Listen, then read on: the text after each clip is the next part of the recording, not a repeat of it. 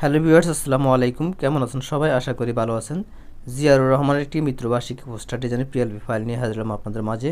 এই পিএলপি ফাইলটি কাস্টমাইজ করার জন্য আপনাদের প্রয়োজন হবে ব্যাকগ্রাউন্ড রিমুভ করা ফটো, একটি পিএলপি ফাইল। ভিডিওটা সম্পূর্ণ দেখে 6টি সংখ্যার পাসওয়ার্ড সংগ্রহ করে প্রথমে পিএলপি ফাইলটি ডাউনলোড করে নিন। আর এই পিএলপি ফাইলটি কাস্টমাইজ করার জন্য আপনাদের প্রয়োজন হবে একটি pixel app application. Pixel app অ্যাপ্লিকেশনটি আপনারা প্লে স্টোরে পেয়ে যাবেন বা এই ভিডিওর ডেসক্রিপশন বক্স থেকে পিক্সেল অ্যাপটি ডাউনলোড করে ইনস্টল করে নেবেন। এখন আমি আপনাদেরকে দেখিয়ে দিব কীভাবে আপনারা পিএলপি ফাইলটি পিক্সেল অ্যাপে ইনপুট করবেন, কাস্টমাইজ করবেন। পিএলপি ফাইলটি ইনপুট করার জন্য প্রথমে 3 ডটে ক্লিক করে দিতে হবে। তারপরে আপনারা এখান থেকে ওপেন ডট পিএলপির মধ্যে একটা ক্লিক করে দিবেন। তারপরে একদম উপরে দেখতে পারবেন ডট পিএলপি, এখানে একটা ক্লিক করে দিতে হবে। আপনারা দেখতে পাচ্ছেন জিয়ারুর রহমানের মৃত্যুবার্ষিকী একটি পোস্টার ডিজাইনের পিএলপি ফাইল। এই পিএলপি ফাইলটি আপনারা 6টি সংখ্যার পাসওয়ার্ড দিয়ে ডাউনলোড করে নেবেন। তারপরে ফাইলটির মধ্যে একটা ক্লিক করে দিতে হবে। তারপরে আপনারা এখানে দুটি অপশন দেখতে পারবেন, একটা হচ্ছে ওপেন অ্যান্ড একটা হচ্ছে ওপেন অনলি। আপনারা সাথে যে কোনো অপশনে ক্লিক করতে পারবেন। তো আমি এখান থেকে ওপেন অনলিতে একটা ক্লিক করে দিলাম। ওয়েলকাম ভিউয়ার্স, দেখতে পাচ্ছেন পিএলপি ফাইলটি পিক্সেল ইনপুট হয়ে গেছে। এখন শুধু কাস্টমাইজ করব। তো আমরা এখান থেকে প্রতিটা ফটো চেঞ্জ করতে পারবো, চাইলে আমরা এখান থেকে লেখাগুলো চেঞ্জ করতে পারবো।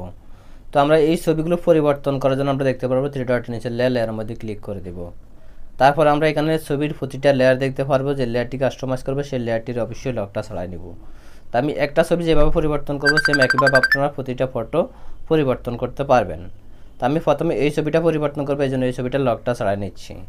তারপরে আমরা আবার লেয়ার অপশনে ক্লিক করে দেব। তারপর ফটোর মধ্যে ক্লিক করব। তারপরে আমরা নিচে মাঝখানে একটা অপশন দেখতে পারবো, এই অপশনটার মধ্যে ক্লিক করে দেব। তারপরে আমরা বাম পাশে আরেকটি অপশন দেখতে পারবো, এই অপশনে ক্লিক করে দেব।